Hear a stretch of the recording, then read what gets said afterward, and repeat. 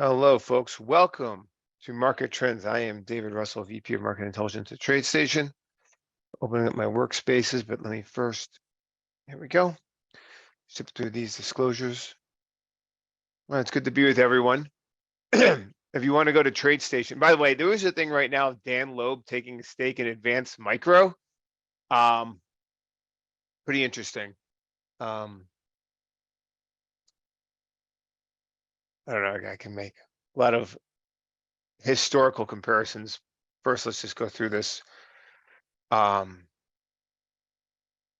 love World War II document, like war analogies, and in my view, in a short-term way, could be a little bit here like Stalingrad for the Bears. They went really far and they just running out of juice. So when I'm just looking at the intraday S&P 500 right now, and then suddenly like this AMD news comes out, it's suddenly like pretty tricky on the bear side when something like that happens. I'm just going through my disclosures here. So go to tradestation.com and then up, go at the top to, all right, just show you. Look at this, boom. All right, go to research insights. And here is the Market Insights blog post we're going to be working with.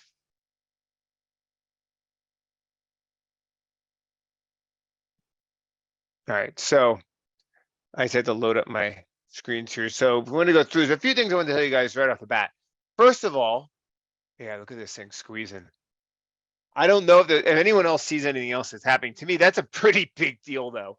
I mean, honestly, yeah, the Salesforce.com and then this thing from on AMD, pretty interesting. All right, so let me pull up my chat. If you have any questions, please put them in chat. We have some workspaces. So if you go to this this blog post, all of the workspaces are right here in this big zip file. So the way I'm gonna do this now, after doing the way I used to do it, I had kind of a lot of things that were in different places. So now I have a new system. Every month I'm gonna do a new zip file. So any changes I might have, I'm just going to update each month. So as I kind of go along, I sometimes create new workspaces. For example, you guys were asking about my price channels. Here it is. I've now given it to you. So basically, this month I added price channels workspace. I added distance from MA indicator and MA streak indicator.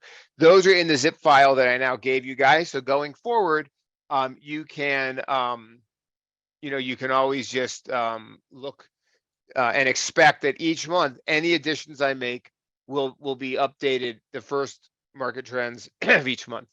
So as you look at the S&P here, a lot of interesting things happening. I mean, from my perspective, what's really happening here is that we identified the weakness that was developing a while back here. We look here on the let's go to what chart would be best to start with. It's interesting. I'll look at this is the breadth chart, okay, of the SPY. Now, what's interesting about this is, we were noticing back here that momentum was really slowing. But I want to show you all something else. This here has two indicators, or has two. They're not indicators. These are custom indexes created by TradeStation. It counts the number of S&P companies above the 20-day and the 50-day moving averages. Two different counts or tallies. I use blue for the 20 and the red for the 50. You can see this is the actual moving average of SPY and up here, and this is the number of companies above or below. What I have noticed is that this crossover is useful on the bull and the bear side. Look back here when it crosses to the bull side. I mean, it's not an immediate reaction, but once this crosses, it becomes difficult for the trend to continue. So it's interesting here, just here, across, stabilization, upside. Then we're up here, we're petering out, cross, downside. So now let's see what happens. Now it's played out, and that's played out, but that's the breadth indicator. But let's go now to, let's go to my ES, which I've given you guys. And anyway, this is the S&P. This is the hourly cash index, and this is a low. Now this did pull back more than I expected. I thought we were going to hold above 4,000.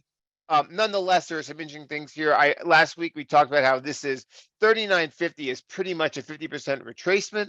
We go to drawing Fibonacci price retracement lines, and we go from all the way to the bottom, all the way to the top.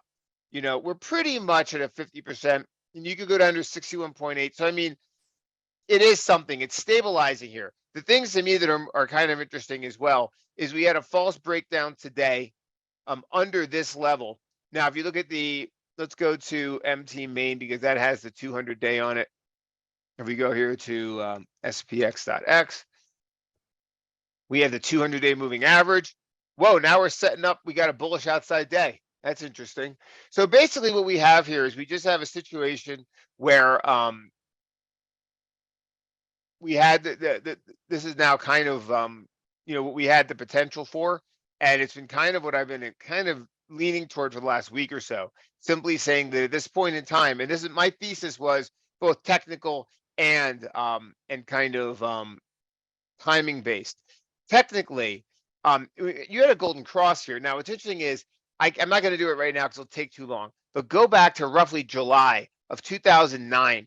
After the S&P 500 came off the lows in March of 2009, it formed a pattern kind of similar to this, where it had the golden cross, and then it literally walked down the 200-day moving average, and then it started rallying again. It wasn't exactly like this, but it's a similar sort of thing when you have that falling 200-day. So all this stuff is coming together here. You get that 61% retracement, 61.8.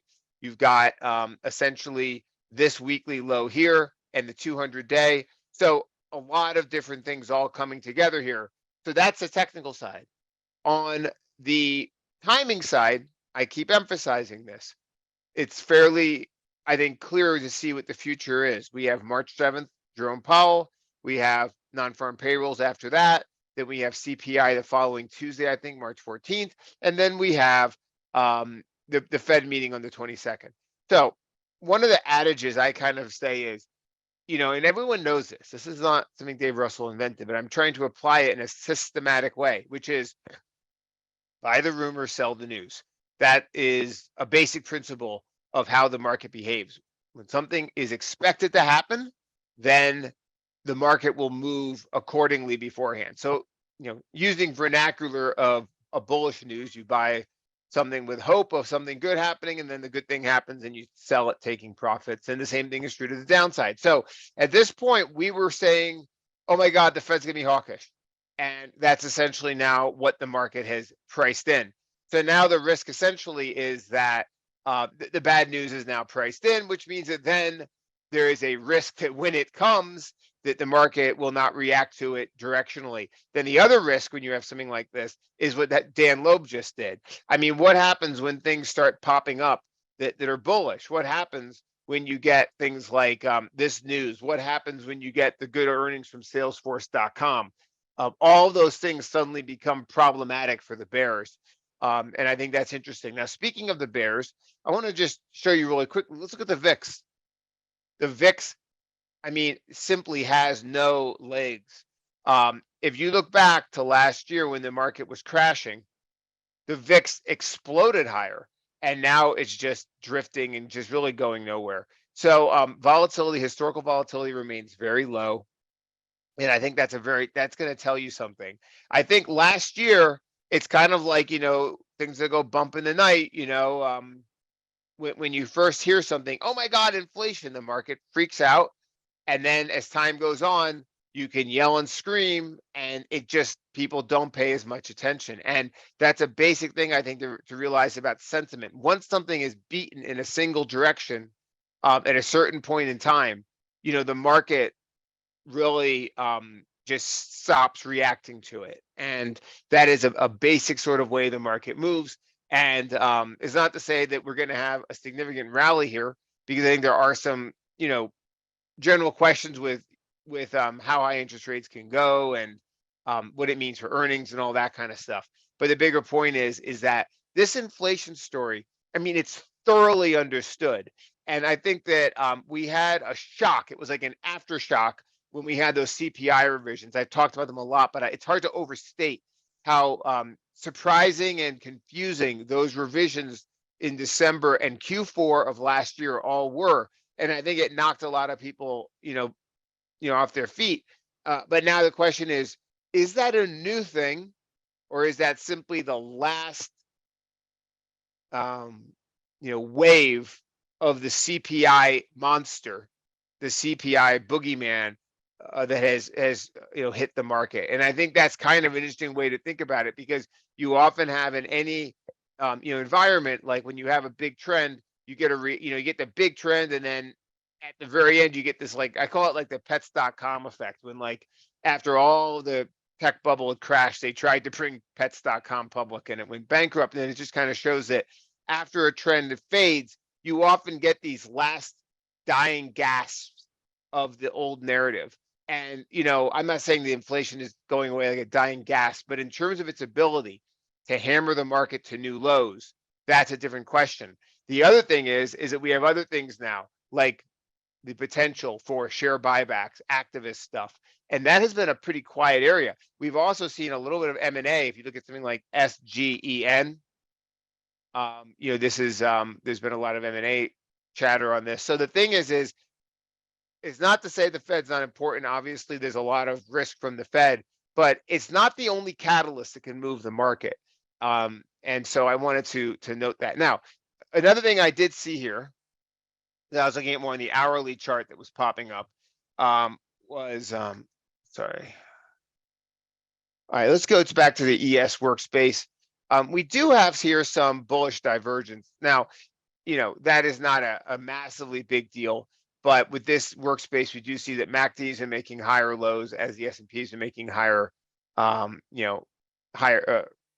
it's been making higher lows as the S&Ps are making lower lows. So that's kind of bullish divergence. And from my view here, this is just kind of a situation where it's trying to base and hold out. There's going to be some dramatic kind of swings up and down and things like that. So I wanted to just kind of point out some of the things that were showing up with this. Let's see what else I had in my blog post.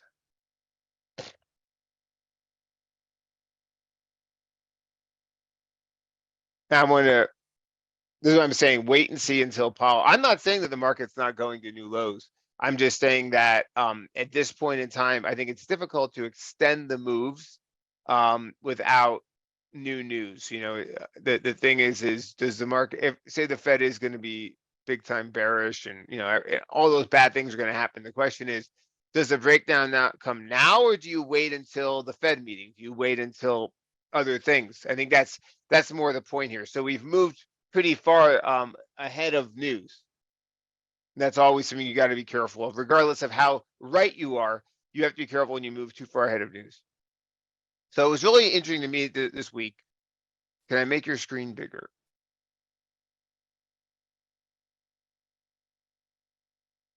All right. To me, well, before this thing on AMD, I got to look into this. This is a big deal. It literally just popped up like 2 minutes before I started. The China news was a big deal this week. Now, there's another article that was kind of interesting.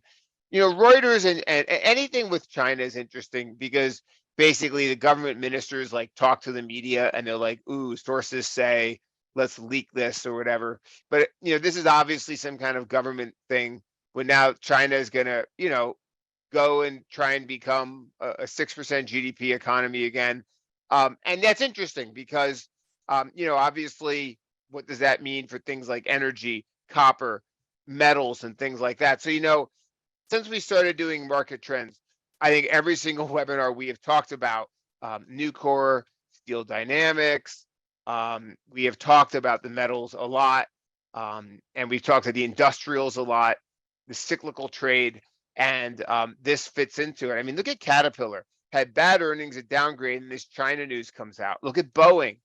This is kind of what I kind of think it's interesting here to look at, is that this cyclical trade is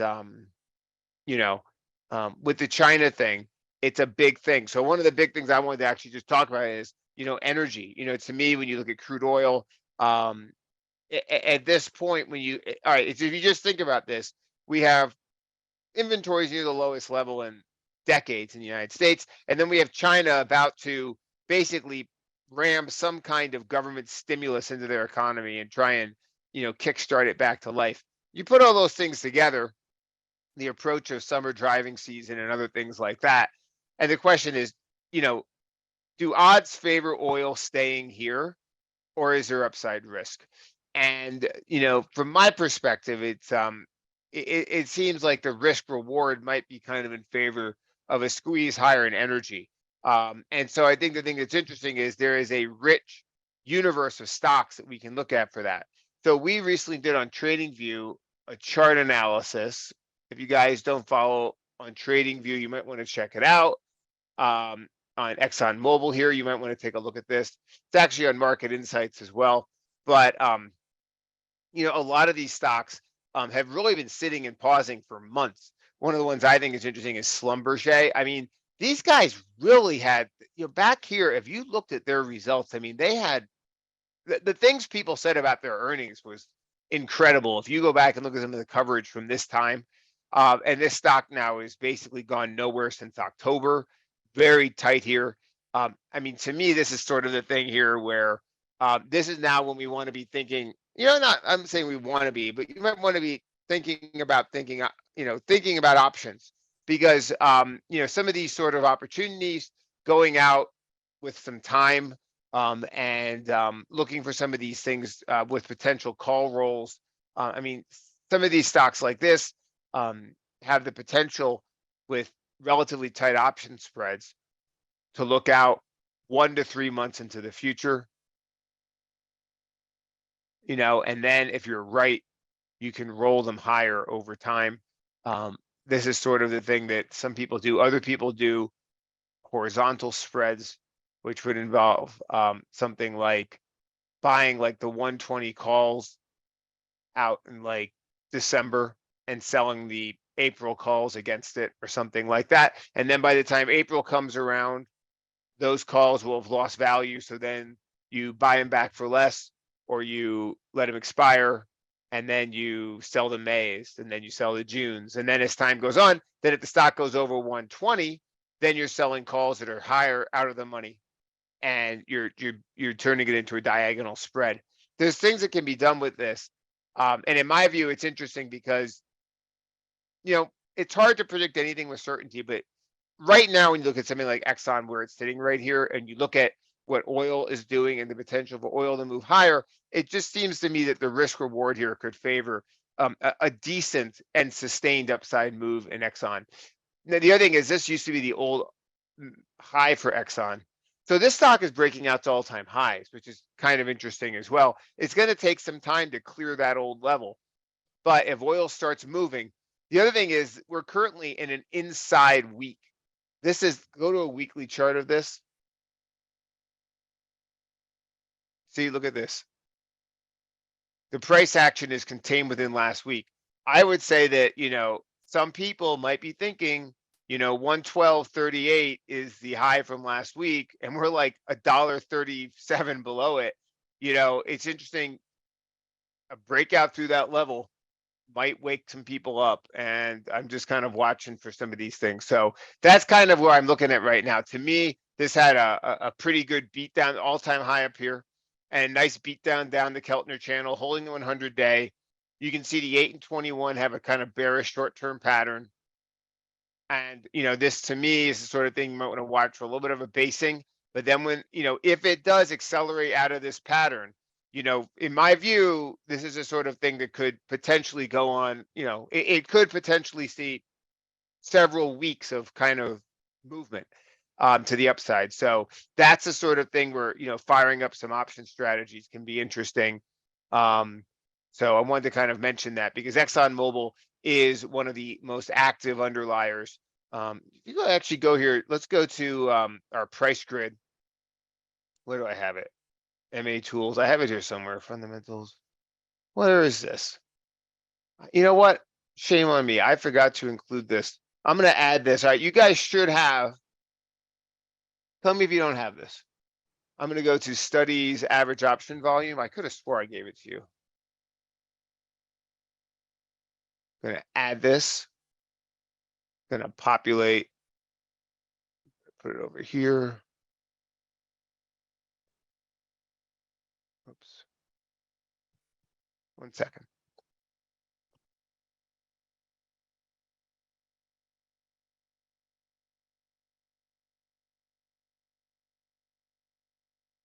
Now, this is populating. Tell me if you guys don't have this. I'm pretty sure it's in one of the zip files I gave you.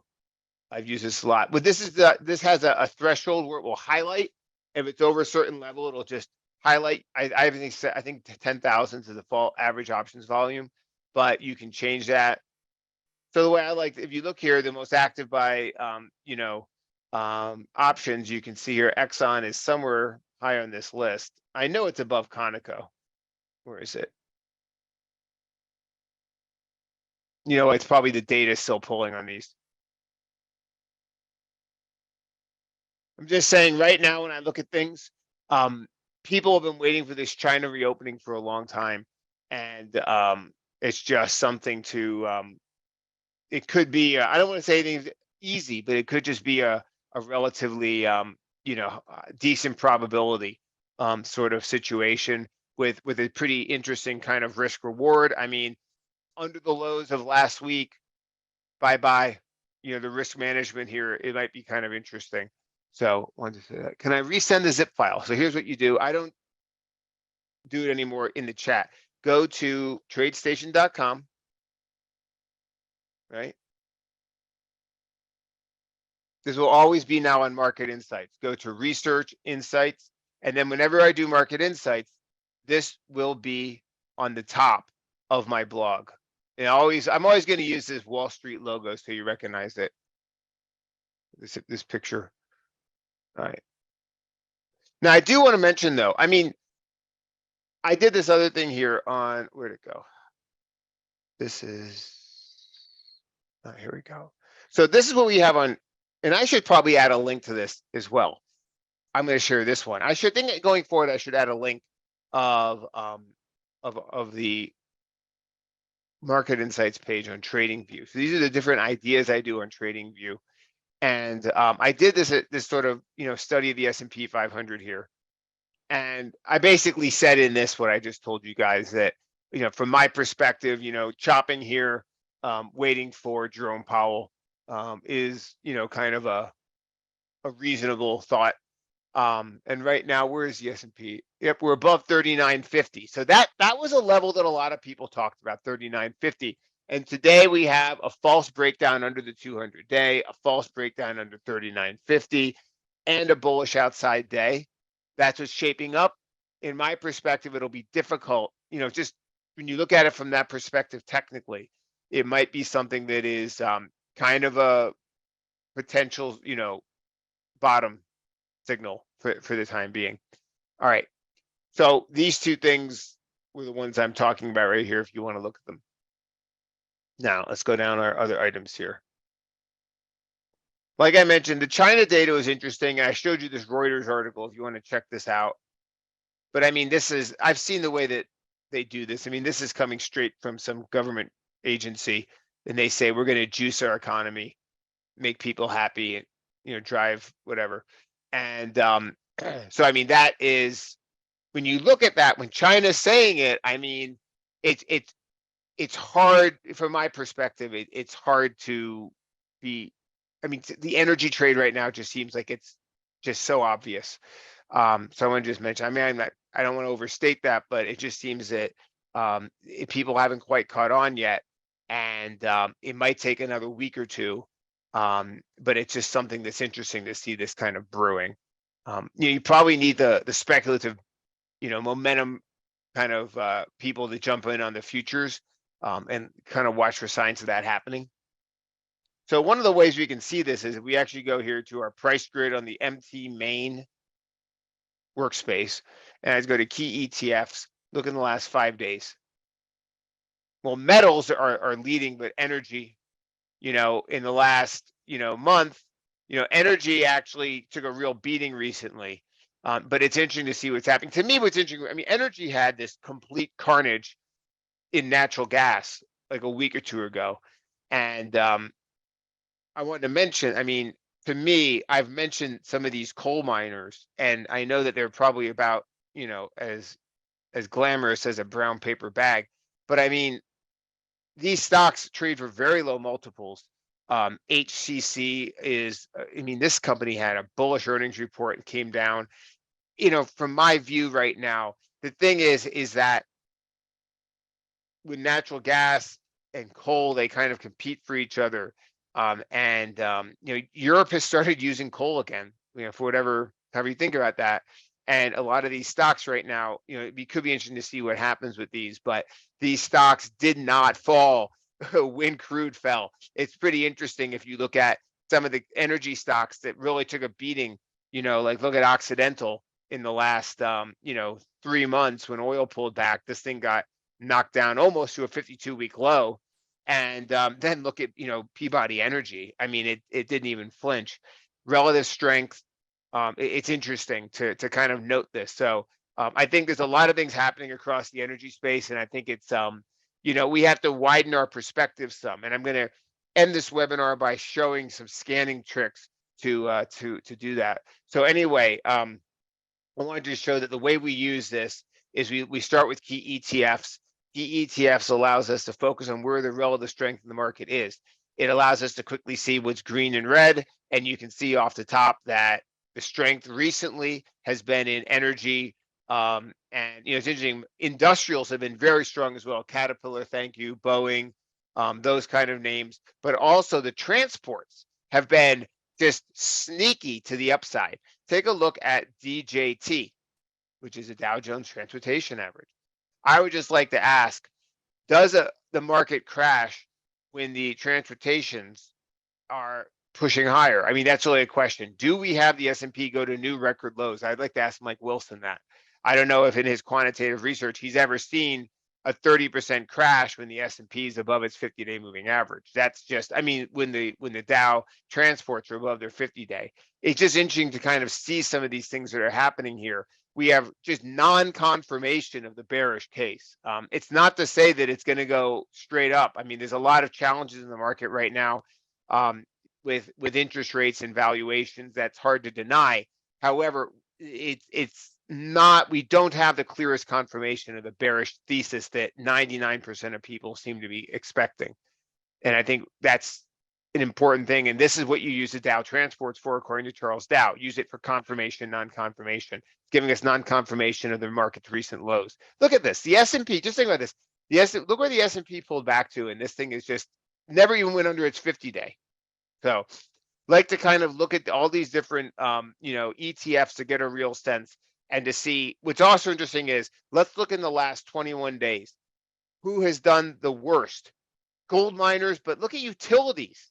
Utilities account for utilities, healthcare, real estate investment trusts. That's where all the weakness is. These are not like risk-on sectors. I'm going to add XLRE to this, okay? Look at REITs. They've gotten just completely wrecked in this time frame. They are down in the last month. They are down, 6%. Utilities are down 6%. Healthcare is down 4%, but metals are up 1%. Semiconductors are up 1% in the last month. So this is telling us something very cyclical. Also, we can look here, IWF versus IWD. Actually, this is not giving us any much clarity. One of the problems with this whole growth value thing is that a lot of value stocks are, I swear Pfizer and Johnson & Johnson are all over the value indexes. I mean, in Pfizer, what a disaster this thing's been. And I think there's just, for some reason, it seems to be that this whole COVID thing is just completely gone now. If you look at the earnings call from Moderna, it was just out the window. So anyway, that is that's an interesting thing just to view here. I wanted to just emphasize that. All right, so let me just go back and run through my points. The ISM was interesting. I mean, again, we saw some interesting things here about, well, first I want to mention that if you look at the actual ISM report, if you Google ISM manufacturing, you'll find a page.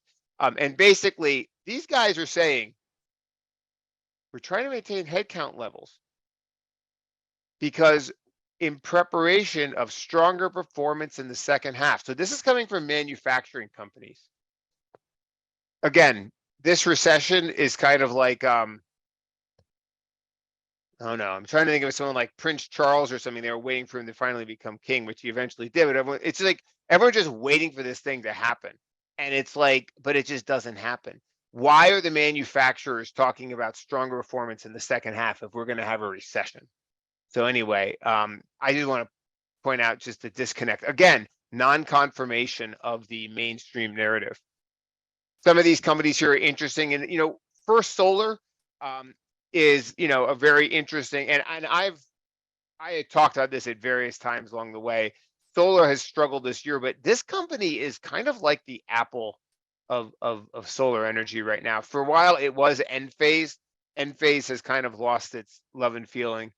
It was amazing for years, but First Solar now is kind of like there's something about their production that matches they have this domestic sort of focus that they're supposed to benefit from the Inflation Reduction Act, but they had a very strong earnings report. Also, it's interesting when you look at the Salesforce number. What they do, they increase their buyback. So this is the thing is that there's, in my opinion, I've mentioned before, there's 7 catalysts that can drive price in the stock market. The biggest one is volumes, just simple growth. You have more customers selling more stuff. The other one is margin improvement. But there's 2 others I want to mention today. One of them, and I've written about this in the past. I have these old blog posts I'm going to update, but I think I can actually show you here on Market Insights. If you go to Market Insights and you Google, let's see, why stocks move. I still have this here. All right. If you actually just look at this, I did a series of things. So what we have today is we have strategic actions, which means activist investors come in and shake things up, or management decides we're going to do share buybacks, which a bunch of companies have now done. A strategic action is something that does not change your business. It basically changes your corporate structure in some way, or your capital structure. Then the other thing we have is investor rotation. So it's interesting to me here is what we're seeing in many ways is we are seeing investor rotation away from some of these sort of, interest rate beneficiaries and these things, and we're seeing it toward the cyclical areas. And you can just see it so clearly with things like the semiconductors being strong. So I wanted to just point that out. We're in the midst here of investor rotation that continues away from the high multiple tech stocks. And those are the forces that are at work now. But the thing is as we go further along, people start to actually, you're going to see, I think, just the beginning of things like buybacks and activist investors. That narrative has been completely dormant for like 12, 13 years, in my opinion. I remember back when it was a big thing when I used to cover the credit market in like 2005. And it was big then, and it's not been a big narrative, but if it comes back, that can drive prices higher. And I think that's what we're seeing right now with AMD. All right. How can you use these charts? I wanted to create a dividend portfolio. How would I use these charts? Well, I wouldn't. I mean, if you go to fundamentals here, we have dividend yield. I don't really do stuff with dividends. I am not a big, that's not something I do. I don't have much expertise in it. I don't really believe in dividends because I just I've seen an entire dividend yield wiped out in a day. And so if you want to do stuff with dividends, though, you can use the dividend yield, which is part of this, and you can scan for stuff with dividends. And I'm going to actually turn the scanner in about 10 minutes. All right, let me just look at some of the other things I had here. Again, Union Pacific activist pressure. That's the sort of thing to look at. So I've mentioned this here about the energy, the industrial metals, the small caps, and transports outperforming.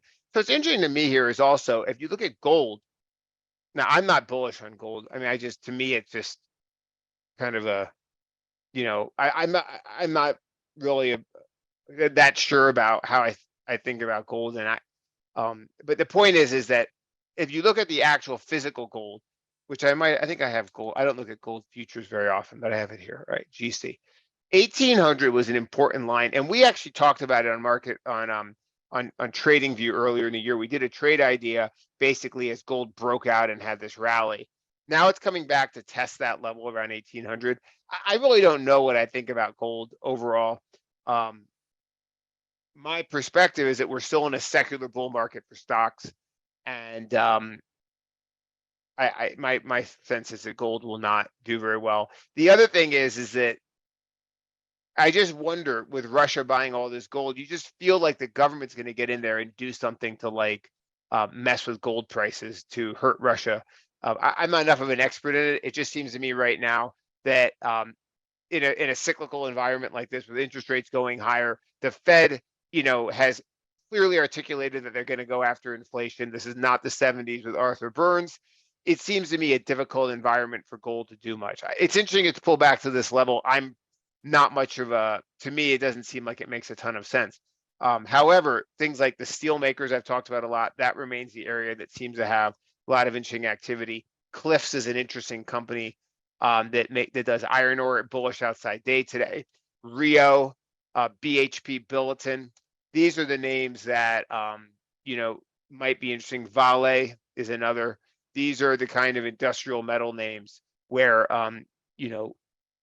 things seem to be happening.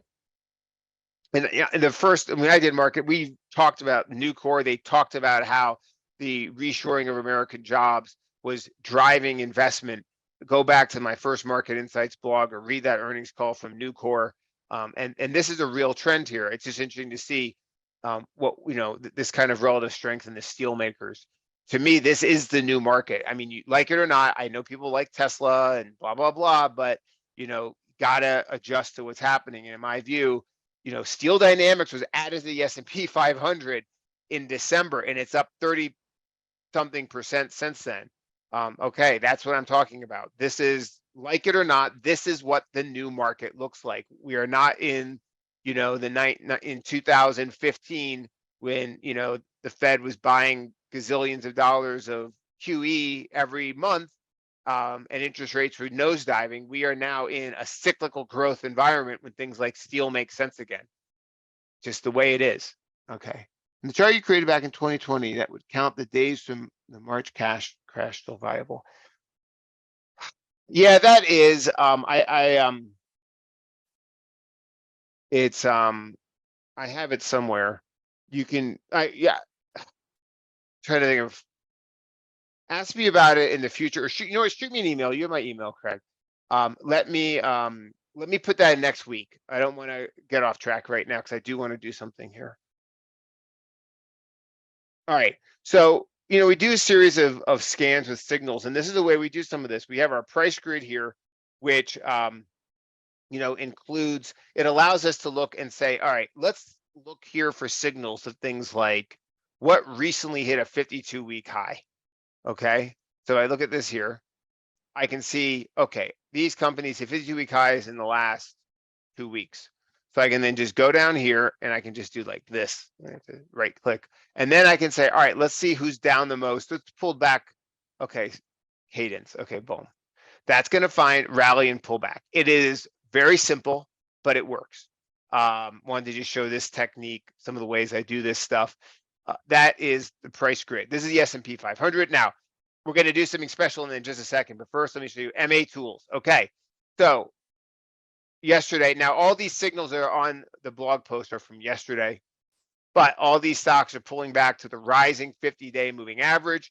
I mean, it's very simple. It's not like just buy it mindlessly because it's at the 50-day. I've done that at times and, it keeps going down. But the point is that this is an easy way to find what's happening in the market. Look at this. I mean, there's a few tech stocks that are there on semi. Had a downgrade today after something with Tesla.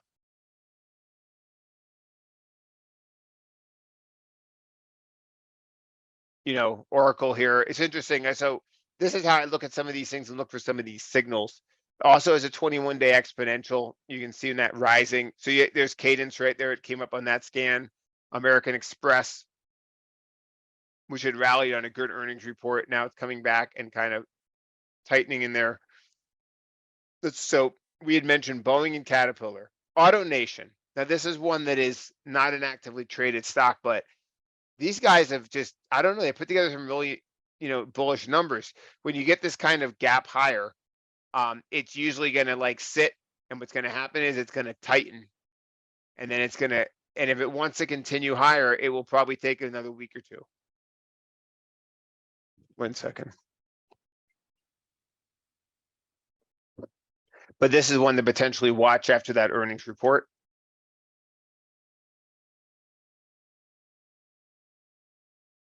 Crocs was the other one that was very interesting to me. They had a really strong earnings report, and I've seen this kind of pattern before. If we added MACD to this chart, let's just add really quickly MACD. I bet you anything that MACD was falling when this happened. I've seen this pattern many times. You get a company with falling MACD, they have a good earnings report. See, MACD was falling. Good earnings report doesn't stick. Then 3 weeks later, takes off. I've seen this pattern many times. This to me is very interesting, and this is a stock here that when you look at this, very strong earnings. This is one of, I think we've watched this, watch it squeeze here a little, and it's about time. And it's probably not ready yet, but to kind of let it do its time a little, might take a little tickle down to that 50-day, this little pokes down there. But that's just one to maybe keep on our list. This is a pretty explosive stock. I mean, when Crocs moves, it can be interesting. Talking of that, I recently wanted to show you guys, we talked about Voya, which was this kind of crazy short squeeze life insurance or something company. But we had talked about this on the price channels. So I now have given you guys this price channel workspace. And the last time we talked about it was somewhere like kind of around here. And we talked about things holding the price channels. I was using, I think, the 60-minute, but it's not a huge move, but it's just interesting to show that risk reward using these price channels can be kind of interesting. So that's something that I'm now giving you guys. What I like about this is you can see 15, 30, 15 minutes, 30, hour, and 2 hour. You could change this if you want, maybe to 4-hour candles. That might be a little bit much. I like it like this because the thing is, you never really know which time frame is going to be kind of active. And I'm trying to think if there were any others that kind of work today. I mean, AXP, look at AXP gapping down today. I mean, look at how these channels just highlight it. I wrote this thing last night. So like if you had kind of seen, wow, it's, kind of trying to rally, and you waited until it comes down to the channel, that's the sort of thing where using these channels can kind of help. Now, Tesla was one I was looking at with these channels, and let's see what it's doing. Again, you can see, I mean, it's amazing how it practically draws the support lines for you. You can see, wow, there's a line. I mean, look, it just kind of shows you, you can just kind of hover your mouse to match the line, and you can just kind of see things like holding and stuff. So that's just to me kind of interesting. It's interesting to see, Tesla, that the channel becomes fairly clear when you look at these, the price channels.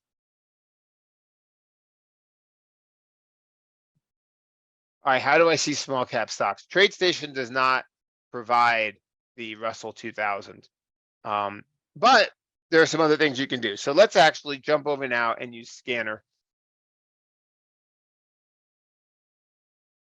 I'll show you a few things right off the bat. Scanner is the flashlight. Where'd I put it? Okay.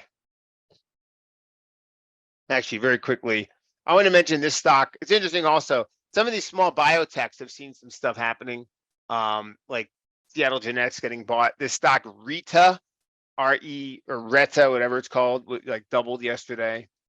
And SRPT had some very interesting news recently.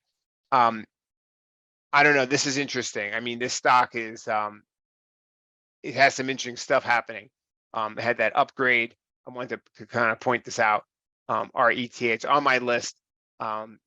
Things like this, when they have these news events, the entire character and narrative can change. It had an upgrade based on the fact you can Google it yourselves and look about it, but this was pretty interesting to me to look at this, and you have a date, a clear kind of time frame to be looking at. All right, so scanning by sector. That's how I wanted to end this. So I actually created a scan here. I called it, I'm gonna go to columns. I'm gonna add last run. Okay. Now I like this. I like doing this. I'm gonna also make this teal or cyan global. So this way, if I click on it, it'll pop up in the other workspaces. So I created this thing called industry scan. I have a kind of a, I'll admit it's one of my weaknesses. I have like a bad nomenclature for my scans. I need to figure out how I want to organize them. Let's just make this a little bit bigger for you. Go to window.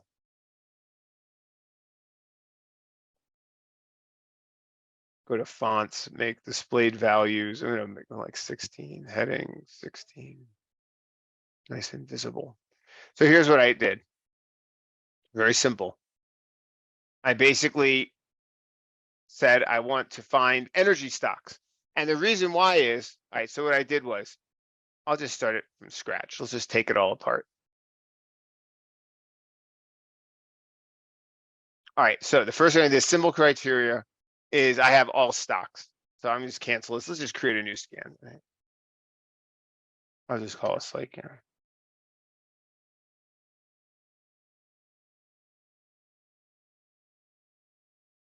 Market trends. All right, now select symbol list. I'm going to all stocks. Now that's important because you're asking before about things like if you want to look for the for small caps. The thing is that if you actually go down here to TradeStation symbol list, you look for indexes.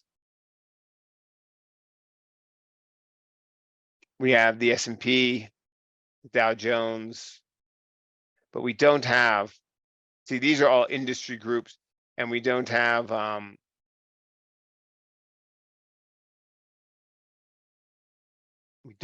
Russell 2000, unfortunately. I wish we did. There is, I guess, this like mid cap, but we don't have, from my experience, we don't have anything that really would show the small caps, but there's a way to do it. So what if we just say, let's exclude S&P 500 companies, and let's include NASDAQ. Let's exclude the NASDAQ 100 members. Okay. I'm gonna go to next. Now, my thing by definition, by default, I set a default. So it's gonna go to market cap. So that's under capitalization, market cap, and it's set to greater than 1,000, which is a billion. And then volume, you're gonna go here. You can start from the beginning, you go to volume, and you go to volume average 10-day, and you set it greater than, in this case, 500,000. But if I just hit run, it'll bring back basically all the stocks. Oops, where did it go? Here it is. Massive list of stocks. It's probably got thousands of results. This is a way, I mean, this is going to, I mean, it's not going to have the full Russell 2000, I guess. Did it truncate them? That's a pretty interesting list. There's probably members of the Russell 2000 that don't trade 500,000 shares a day, or they're under a billion. So you might want to play with that. But this is an easy way to do it. It's not going to give you, the members of the index, but it is going to give you something that is similar to it. And I would imagine that the biggest and most active members that you get here will probably be in the Russell 2000. And, if you can also say market cap less than, you can say, I want them to be less than, you go to, capitalization, market capitalization, let's say less than, I don't know, what do you think small cap? Let's say 10 billion. Right? You can define that yourself, and then it will basically, you can then look at the list. Actually, I could also go to this and I could change this market cap greater than 100 million, right? And then that'll give me stuff that maybe is more, up my alley. By the way, I did want to mention that, I should mention that. This is the one I wanted to show you on my price channels. Where is it? Let's go to price channel. Look at this. This is Century Aluminum. This is the one that I saw this morning that was just like kind of perfection. Came back, look on the on like the 30-minute price channel. But the other thing is it exactly matched. Look at this. It like exactly matched You know, so you could see it come down here and kind of stabilize. We look at this, we zoom in on the 30-minute. It came in this morning, it sat. Look on the 15-minute. So here we were this morning. We were this is 15-minute candles. So we were pretty much an hour into the day, 30 to 40 minutes, and it was holding that channel, and it was that high on the daily chart. Look in the MT main. See this high? This is another way to use the channel. Again, metals, interesting. From my perspective here, if we're going into kind of a big commodity cycle, Century Aluminum can be a very interesting trading vehicle for industrial metals. It can be very volatile if you look at it. I mean, it's kind of, you know, crazy stock. If people are going to start bulling up on energy, this is a sort of name that might kind of track that and play catch up behind the others. All right, let's go back to my scanner. So here's what I wanted to end with. I'm going to go just market cap greater than 1 billion the way I had it. I'm going to now remove this and I'm going to say, okay, let's go to let's go to indicator. And the one I like is sector. This is a little trick I learned, but it works and it's super easy. And it's easier than loading stuff from the pre-created lists because it allows you to do other stuff to them. Some of those other pre-created lists that are under the industries, you're going to get some random company that trades like 10 shares a day. Some like, you know, what do you call it? Like an ADR of like, you know, some random foreign steel maker that no one's ever heard of or some random company. And that's just annoying. So I want stuff that's going to be having 500,000 shares a day. I want to have that kind of volume. I want to make sure it's a bona fide like thing that people actually trade, not just some company that was on a list somewhere. All right.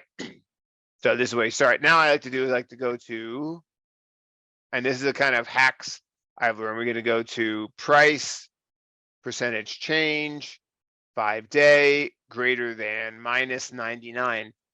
We're using this to sort the results after. This is one of the things I love about Scanner. You can play these little games to make it act like radar screen. We're going to go to 5 and 10-day, greater than minus 99. Okay, so now we're looking for stocks, $1 billion, 500,000 shares a day that are in the energy sector. Make sure you use quotes on energy, and then 5 and 10, and then hit run. Let's see what it gives us. And then I'm going to show you the real power of some of these workspaces I have, because this is to me the way you really want to think about using them. Let me know if you have any other questions. Don't forget to email me about that thing about the days past. I can dig that up. It's a few lines of code, but I just don't want to waste people's time right now. All right, so basically this is going to allow us to look and to kind of click on these. I just like to look for stuff that is down in the last like 5 days and just kind of start looking for things that are potential sort of, you know, bull flags. This was a crazy one. There's these 2 South American, PAM and YPF. These are 2 names that had some really big moves and have, I mean, look at this versus, you know, like an Occidental. I mean, the relative strength is fairly you know, to me, this is sloppy. Long time since the 52-week high. Everyone owns it. YPF, some of these names, they're not great for options, but some of them are kind of interesting in terms of, you know, the charts are showing, you know, greater sort of uptrends than some of the other big names that people know. So you can take this list, just hit the column head. Let's just go down, let's do this and copy. And now go over here to MT main. Let's go to price grid. Select all, delete, paste. And now I can just quickly go through and start analyzing them and finding stuff that might be interesting. And again, none of these things are necessarily, you know, interesting. Oh, you know what? That was my mistake. Look at this. I still had in here, I got to go back and do this. I'm still excluding the S&P, right? So that's why Exxon's not there. I thought there were some companies missing. So what you can do is you can now paste them into these other workspaces and then start analyzing them and looking at them.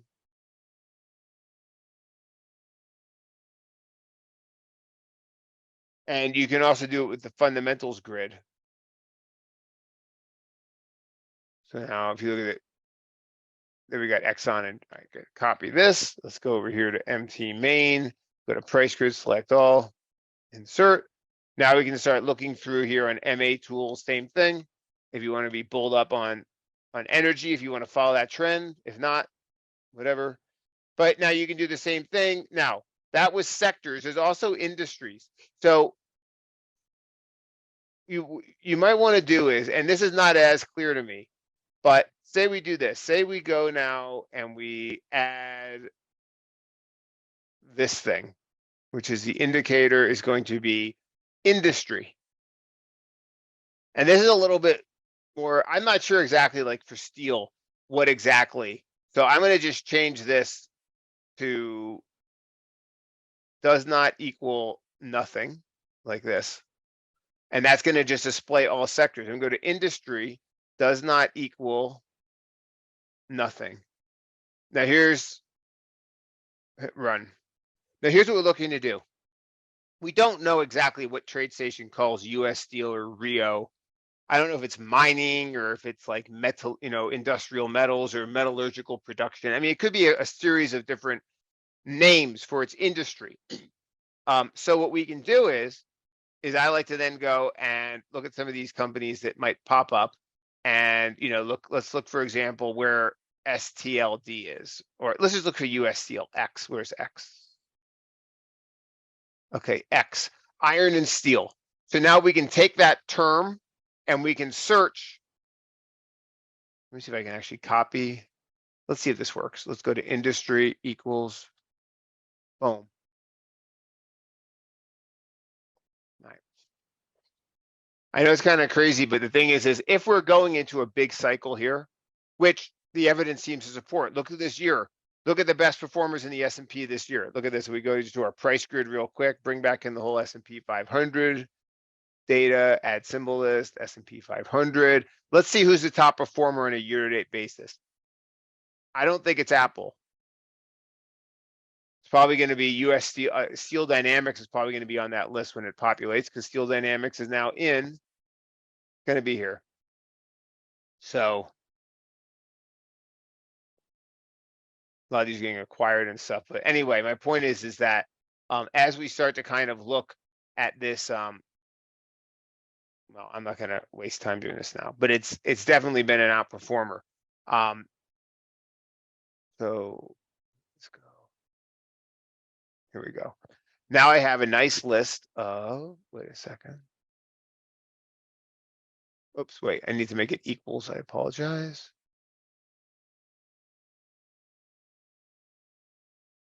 If we are in a cycle for metals, and there's just a lot of evidence that might be the case. It makes sense to familiarize ourselves with some of these names. A lot of these companies got knocked out of the indexes over the last 15 years. It was interesting to see Steel Dynamics was recently added. There have been some very interesting changes to the S&P and the NASDAQ 100